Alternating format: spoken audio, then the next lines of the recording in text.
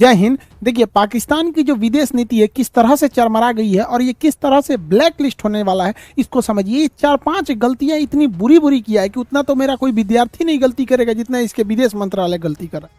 सबसे पहला देखिए, सार्क जो है ये 8 देशों का संगठन है। पूरा नाम होता है South Asian Association for Regional Cooperation. इसमें 8 देश आते हैं, मालदीव, श्रीलंका, भारत, पाकिस्तान, अफगानिस्तान, नेपाल, भूटान, बांग्लादेश। यही है सार्क जो देश देख रहे हैं यही पहले अखंड भारत था, इसी से टूट के इतने बने हैं लोग, तो सार्क देश है। सार्क देश में सबसे पावरफुल जो देश है वो है आपका भारत है। लेकिन सार्क देश आपस में मिलकर कई सारे व्यापार करते हैं जिससे कि हम लोग आपस में छूट देते हैं कि हाँ, हम आपके सामान को लेंगे तो टैक्स कम लेंगे।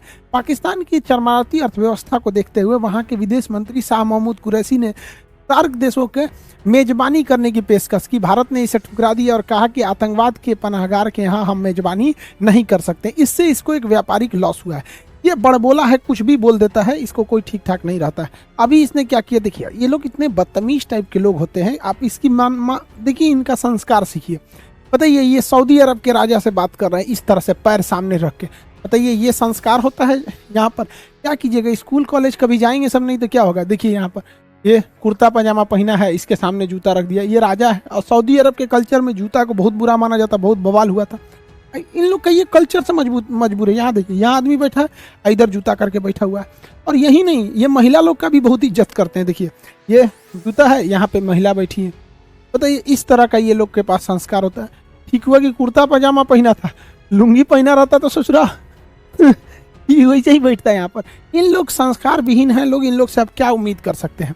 देखिए, इन लोग के ऊपर दुखती नस पर यूएनओ ने भी एक और नमक रगड़ दिया। यूएनओ की एक संस्था है counter terrorism committee. Counter terrorism committee का अध्यक्ष भारत को बनाया गया पूरे 2022 के लिए। 1 साल तक इस कमेटी का अध्यक्ष रहेगा। आप सोचिए, पाकिस्तान जो है पूरे दुनिया की जो सबसे ज़्यादा आतंकवाद का एक्सपोर्ट होता है वो पाकिस्तान से होता है। सामानों का तो चाइना से होता है, अब पाकिस्तान का होता है। अब पाकिस्तान को भारत की पूरी उद्देश्य रहेगी कि इसको FATA के ग्रे लिस्ट से उठा के ब्लैक लिस्ट में डाल। भारत इसमें कामयाब भी हो गया रहता, लेकिन तुर्की जो है, ये अर्दोगान, ये अपने को फरिश्ता समझता है, ये पकलोल कहीं का, तुर्की की अर्थव्यवस्था को बर्बाद कर दिया। ये पाकिस्तान को बचा लेता था, अब की बार यही ग्रे लिस्ट में चला गया। तो अब मेरे चाचा को कोई नहीं बचा पाएगा, बेचारा चाचा गया मेरा ये ब्लैक लिस्ट में। और FATA कितना खतरनाक चीज है, बस इतना समझिए कि 1 महीना हुआ है तुर्की को FATA में ग्रे लिस्ट में आने। इसकी जो मुद्रा है लीरा, इतना भयानक गिरा है कि यहाँ कोई भी चीज डबल रेट का हो गया। एप्पल कंपनी अपना प्रोडक्शन को यहाँ पे बंद कर दी है, तो अब ये ब्लैक लिस्ट में जाने वाला है। तो आप देखते होंगे हालिया 1-2 महीने में पाकिस्तान के विदेश मंत्री या कुछ लोग भारत की बड़ी तारीफ कर रहे होंगे। लोग करेंगे क्यों नहीं, पिटाएंगे तब नहीं, इनको कचल के ही रखने लायक है। इन गधों ने क्या गलती किया, देखिए ध्यान से, ये भांगड़ा नाच रहा है यहाँ पर। इस्लामिक ऑर्गेनाइजेशन के देशों में जाके कहता है कि भारत ने 370 जो हटा दिया गलत हुआ है, वहाँ के लोगों पे अत्याचार हो गया, वापस से 370 आना चाहिए। बताइए, इस भांगड़ा नाच वाले को कोई बताएगा कि 370 कभी भी अब वापस नहीं आ सकता है। सबसे बेस्ट डिसीजन था अब तक का मोदी जी का, जितने डिसीजन थे उसमें 370 को हटाने का। अब इन उल्टे बेचारा के ऊपर सुनिए क्या हुआ है। ये कह रहा था 370 में कश्मीर से 370 हटाने के लिए, कश्मीर में उल्टा मुस्लिम देश चले आए हैं सब। इस्लामिक ऑर्गेनाइजेशन कंट्री जो है OIC, उसमें 2 ही देश पावरफुल रखते हैं, एक सऊदी अरब और एक होता है UAE। UAE की कंपनी है इमार ग्रुप। इमार ग्रुप UAE में सबसे बड़े बड़े बिल्डिंग प्रोजेक्ट बनाए हैं। बुर्ज खलीफा दुनिया की सबसे ऊंची वर्तमान में जो बिल्डिंग है, इसको इमार ग्रुप ने ही बनाया है, ये UAE की कंपनी है। इमार ग्रुप अब कश्मीर में एंट्री कर दी है। इमार ग्रुप के आने से कश्मीर में उन लोगों ने अनाउंस किया है कि श्रीनगर में 5 लाख स्क्वायर फीट का ये मॉल बनाएंगे। इतना बड़ा मॉल भारत में केवल 5 ठो है, जिसमें एक ठो अब जम्मू कश्मीर में हो जाएगा, श्रीनगर में। इतना जबरदस्त ये लोग मॉल बनाएंगे। इस मॉल के बनने से अगर बताइए कश्मीर के इशू लेके अगर ये अरब देशों में जाएगा कि कश्मीर में समस्या है, ये है वो है, तो भारत कह देगा ना कि चलिए मुस्लिम देश जो है ना, इस्लामिक और ऑर्गेनाइजेशन कंट्री जो है OIC के देश में, बताइए वहीं की कंपनी है इमार ग्रुप, इन्हीं से पूछ लिए कोई प्रॉब्लम है। अभी कश्मीर में 6 लाख पर्यटक गए हैं सब 370 के हटने के बाद। हालांकि ये बहुत बड़ा आंकड़ा नहीं है, कश्मीर में ये करोड़ में जाने चाहिए पर्यटक।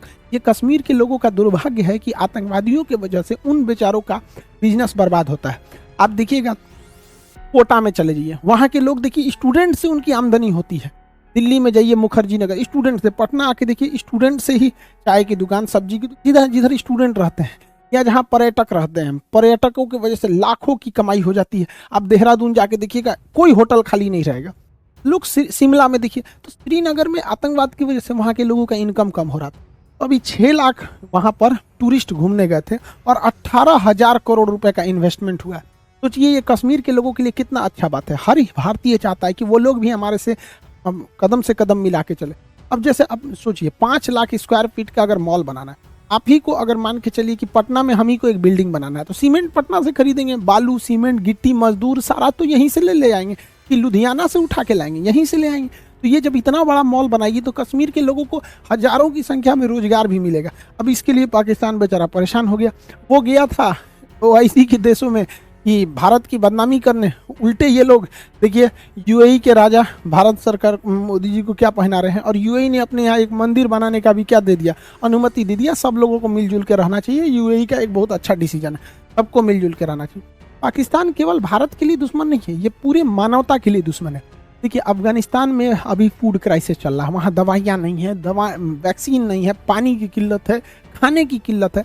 तो भारत सरकार ने फ्री में अफगानिस्तान के लोगों को 50,000 टन गेहूं ले जाने दिया था, लेकिन पाकिस्तान कह रहा है कि हम अपने यहाँ रास्ता नहीं देंगे। भारत ने कहा क्यों नहीं दोगे, दुनिया क्या कहेगी, तो कहा कि ठीक है, तो ट्रक पाकिस्तान का होना चाहिए। अब बताइए पाकिस्तान के ट्रक में हम अपना गेहूं पहले पाकिस्तान में उतारे और फिर पाकिस्तान का ट्रक भर के अफगानिस्तान ले जाएगा। बताइए मानवीय मदद में शर्त किस बात की। तो भारत सरकार ने कहा कि ऐसा कोई शर्त नहीं होगा। इसी में ईरान आगे आ गया।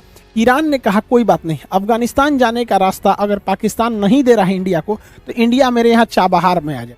चाबहार बंदरगाह ग्वादर से महज 72 किलोमीटर की दूरी पे है। यहाँ चाइना बहुत डेरा डाला है।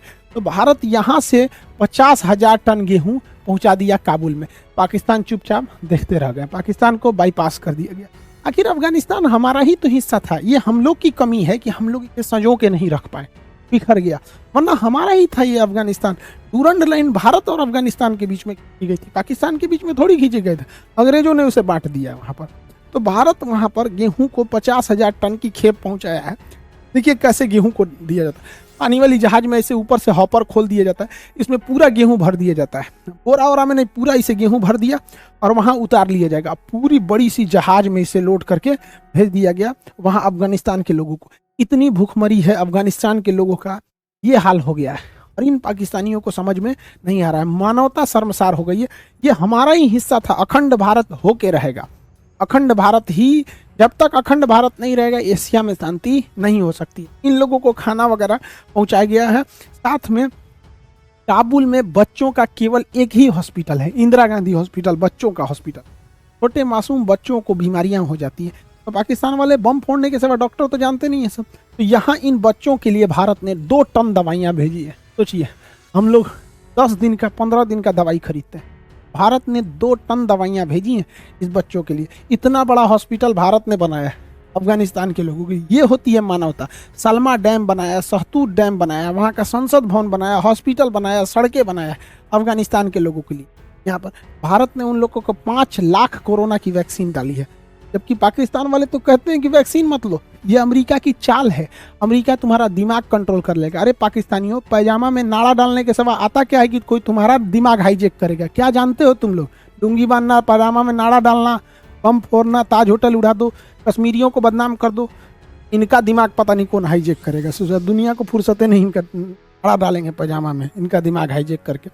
तो ये अब सोचिए अफगानिस्तान के लोगों को बताना चाहिए कि तुम्हारे में कितनी बड़ी बाधा आ रही है, पाकिस्तान नहीं जाने देना चाह रहा है। तालिबान ने भारत की भी धन्यवाद कहा है कि हम भारत की मानवीय मदद की हम सराहना करते हैं। ये भारतीय मीडिया को चाहिए कि ये सवाल बहुत जोर शोर से उठाए विश्व पटल पर, कि इससे पाकिस्तान की थूथू हो और अफगानिस्तान भारत के लिए और करीब आ सके।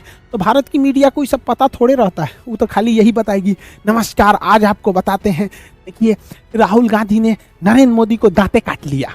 अरे सोचा तू ना, यही सब बतेबे करेगा इंडिया के मीडिया में, ये सब बात नहीं बताएगा। पाकिस्तान पगला गया है ससुरा। कि फरवरी में चाइना में विंटर ओलंपिक हो रहा है, इस विंटर ओलंपिक में चाइना ने ना मेरे चाचा को चीफ गेस्ट बन के बुलाया। इसको चीफ अल्लाह मेहरबान तो गधा पहलवान। अजब हाल है भाई, अजब तेरी कुदरत, अजब तेरा खेल, छछुंदर के सर पे चमेली का तेल। वाह वाह, लेकिन इसको चीफ गेस्ट बनाया और ये गधा चीफ गेस्ट बन गया है, जबकि इसे नहीं बनना चाहिए। इस चीफ गेस्ट बनना या विंटर ओलंपिक में भाग लेना, ये अमेरिका से खुली दुश्मनी हो जाएगी। रीजन क्या है कि अमेरिका ने चीन के, अमेरिका, ब्रिटेन हो गया, अमेरिका हो गया, ऑस्ट्रेलिया हो गया, जापान हो गया, ये क्वाड वाले देश ने जो थे ये चीन के विंटर ओलंपिक का बहिष्कार किए। तो वहाँ एक टेनिस खिलाड़ी का रेप हुआ था, उसने बोल दिया तो उसी को उल्टे जेल में डाल दिया। तो अमेरिका भड़का हुआ है, किस पे भड़का है? चीन पे भड़का हुआ है। अब देखिए चीन जो है पाकिस्तान को बुला लिया है चीफ गेस्ट बना के, और रूस को भी बुला लिया उद्घाटन समारोह में। भारत को इसमें नहीं जाना चाहिए, लेकिन भारत फिर भी जा रहा है। तो खैर भारत साइड में बैठ के टुकुर टुकुर देख रहा है, क्योंकि भारत के लोग पढ़े लिखे हैं, जानते हैं कि पाकिस्तान कितनी बड़ी गलती करने जा रहा है। अब जरा देखिए, अमेरिका ने कहा है कि कोई भी देश विंटर ओलंपिक में न जाए, अगर जाएगा तो हमारा विरोध होगा। और ये सब पाकिस्तान चीफ गेस्ट बन के चल गया, और रूस भी चला आया है। तो अमेरिका, रूस इधर ही भी गया है, रूस भी गया है, ये तो खुश है अदर ऑफ कोरोना। अब जरा समझिए, अमेरिका घुसियाया है, अमेरिका रूस का तो कुछ बिगाड़ नहीं पाएगा, अमेरिका चाइना का भी कुछ नहीं बिगाड़ पाएगा। बच गया कौन? पाकिस्तान, इनको बर्बाद कर देगा। अब बताओ, आज तक जो बाइडेन ने इसको फोन तक नहीं किया है, बताइए, एक फोन कॉल नहीं किया। एक बच्चा भी रहेगा अगर पॉलिटी का क्लास किया होगा मेरा, तो उसको समझ होगा कि अमेरिका से दुश्मनी लेना ठीक नहीं है। अब हथियार की सप्लाई इसको ज़्यादातर अमेरिका देता है, अमेरिका F-16 जहाज देता है इन लोग को, उनका पार्ट पुर्जाई बंद कर दिया है। अब उड़ाएंगे कौन से भैया? वो मोटरसाइकिल और टेम्पू थोड़े है कि तनी मनी हिल डुल कर रहा है तब वो चलो, जहाज गिर जाएगा उन लोग का। लेकिन नहीं, बैल जाएंगे चीफ गेस्ट बन के। यहाँ पे इतना कम दिमाग है इन सब का, क्या बताएगा। अभी भारत ने क्या किया? बहुत खतरनाक चाल चल दिया रीजन में, पूरी तरह पाकिस्तान को आइसोलेट करने के लिए। रीजन क्या है समझिए। अभी भारत ने फ्रांस को कहा है कि फ्रांस, आप पूरे यूरोप के देशों को कहिए कि पाकिस्तान को हथियार न दे।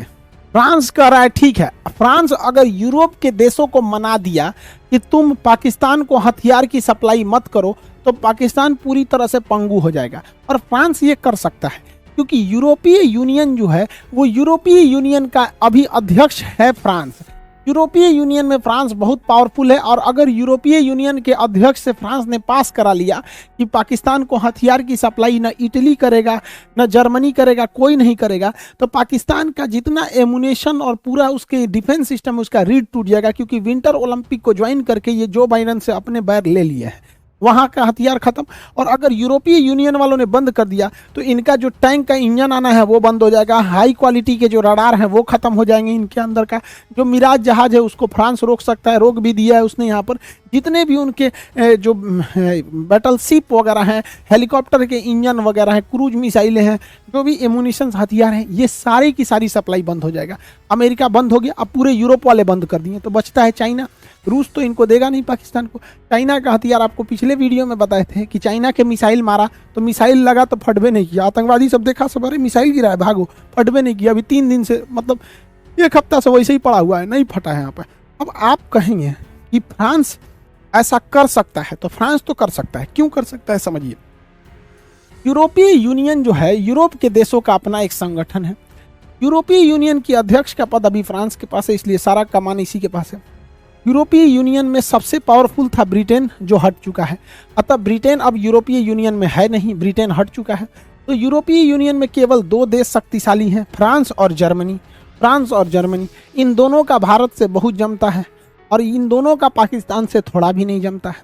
और इसमें फ्रांस के हाथ में आया है तो पूरे यूरोपीय यूनियन को बैन लगा दिया, तो डिफेंस सिस्टम बर्बाद हो जाएगा। और इन गधों ने कर दिया, और भारत ने फ्रांस से कह दिया है। फ्रांस और भारत की दोस्ती कितनी बेहतरीन है आप समझ सकते हैं वहाँ पर। अब आप कहेंगे कि फ्रांस ऐसा करेगा क्यों? फ्रांस ऐसा कर देगा, समझिए कैसे कर देगा। देखिए, याद कीजिए अप्रैल का महीना, 1 साल पहले याद कीजिए, चार्ली हेब्डो के कार्टून विवाद था, तो पाकिस्तान में लोगों ने गरियाया था फ्रांस को। फ्रांस का प्रोजेक्ट का बाइकआउट किया गया था पूरे अरब देशों में। Kick out France ambassador.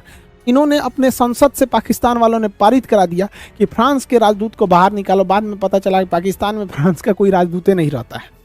इस तरह से फ्रांस के राजदूत का, राष्ट्रपति का पुतला जलाया इन लोगों ने, चप्पल से रौंद दिया फ्रांस के राष्ट्रपति को। अब फ्रांस की जनता भी अपनी राष्ट्रपति से कह रही है कि पाकिस्तान से बदला लो। फ्रांस में इलेक्शन भी है, फ्रांस के पास पूरी अध्यक्षता का पद आया है। अब ये इन लोग को छोड़ेगा नहीं। इतना उत्पात मचाए थे ये लोग कि इस पर हम वीडियो भी बनाए थे अप्रैल में कि फ्रांस से पंगा लेकर फंस गया पाकिस्तान।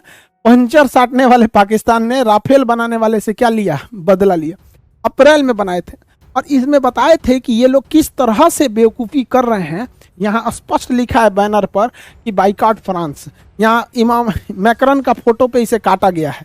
ध्यान से अगर देखेंगे यहाँ पर तो स्पष्ट लग रहा है कि ये फ्रांस का ही, पाकिस्तान का वीडियो है और लिखा भी है सारा पाकिस्तान का ही। हम उस समय भी 1 साल पहले भी पाकिस्तान को समझाए थे कि तुमको भारी पड़ेगा फ्रांस से दुश्मनी, लेकिन नहीं। हम इसी वीडियो में इन बच्चों को भी समझाए थे।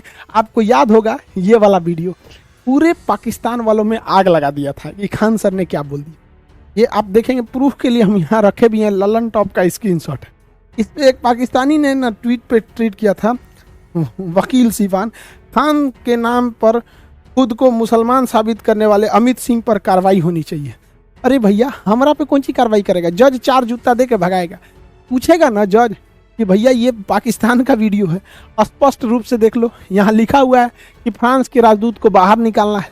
तो हम अब बताइए, अगर लोग ये कहते पाकिस्तान के बारे में बोले तो पाकिस्तान के लोगों को तकलीफ हो तो समझ में आना चाहिए। इंडिया में ट्वीट करके इंडिया में ट्विटर पे ट्रेंड करा दिया था सब।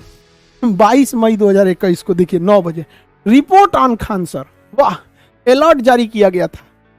इसलिए अब बताओ भैया, हम तो बोले थे पाकिस्तान को तकलीफ हुआ किसी और को, अब फिर उन्हीं को बोल दो कि पाकिस्तानी हो तो गुस्सा भी लग जाता है।